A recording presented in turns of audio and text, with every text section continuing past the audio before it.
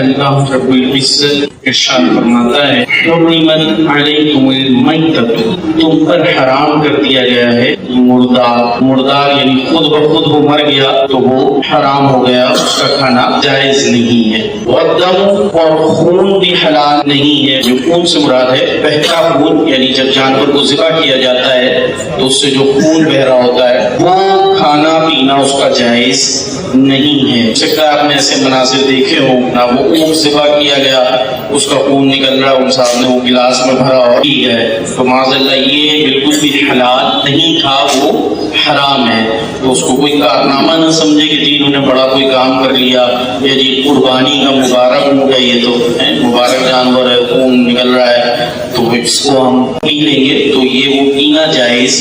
نہیں ہے۔ بعض کہتے ہیں کہ جی یہ کسی مرض کا علاج ہوتا ہے، اس سے یہ مرض ٹھیک ہو جاتا ہے، اونٹ کا خون لگایا جائے، یہ خون لگایا جائے۔ تو اگر مرض کی کوئی صورت بنتی ہے تو اس کے اندر اول تو پراپر ڈاکٹر ایڈوائز کرے گا، ٹھیک ہے، اس کو ہم طبیب حاسب کہا کرتے ہیں، غیر فاسق، یعنی ایسا ڈاکٹر جو شریعت کا بھی لحاظ رکھتا ہو، کیونکہ بعض تو ڈاکٹرز وہ ہوتے ہیں کہ جو بس ان کو زیادہ کوئی شریعت کا لینا دینا نہیں ہوتا، ذرا سی بات پہ وہ کہہ رہے ہوتے ہیں روزہ چھوڑ دو، یہ چھوڑ دو، وہ چھوڑ دو۔ تو ڈاکٹر بھی ایسا ہو جو شریعت کا بھی لحاظ کرتا ہو، یا یوں کہہ لیجیے خوف خدا والا ہو اور اپنے فن میں بھی ماہر ہو۔ ٹھیک ہے جی، حکیم صاحب ہیں وہ بڑے 5 وقت نماز میں تو نظر آتے،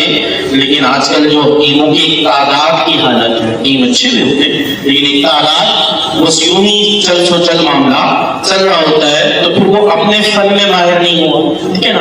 اگر کوئی حکیم ہے جو اپنے فن میں اپنے کام میں وہ ماہر ہے اور اسی کو اجازت ہے کہ وہ اس طب کے معاملے کے اندر یہ ہاتھ ڈالے، یہ جو ذرا کسی کی طبیعت خراب نہیں کی 400 نسخے جیب سے نکل کے آ جاتے ہیں، یوں کر لو، وہ کر لو، یوں کر لو، تو یہ تو ویسے بھی جائز نہیں ہے کہ آپ جو ہے جس کام کو نہیں جانتے بس سنے سنائے کچھ نسخے کسی کو بھی ایڈوائز کرتے رہے، وہ بیچارہ کر لے اور اس کا حال پتہ چل رہا اور بگڑ جائے۔ ہر بندے میں مختلف معاملات ہوتے ہیں، حالات کے مطابق آدمی کی طبیعتیں مختلف ہوتی ہیں۔ تو خیر، تو بات ہی کر رہے تھے کہ حکیم ہے، اپنا کام بھی جانتے اور خوف خدا والا بھی ہے، یا ڈاکٹر ہے، ماہر ہے، اس کے بعد وہ کسی چیز کو ایڈوائز کرتا ہے اور وہ ویسے شرط جائز نہیں ہے، تو اب دارالفتہ سے رجوع کر لیا جائے کہ بھئی یہ معاملہ ہے، پھر اس کی پوری اپنی صورتیں ہوتی ہیں کہ اور کوئی صورت نہیں بچی علاج کی،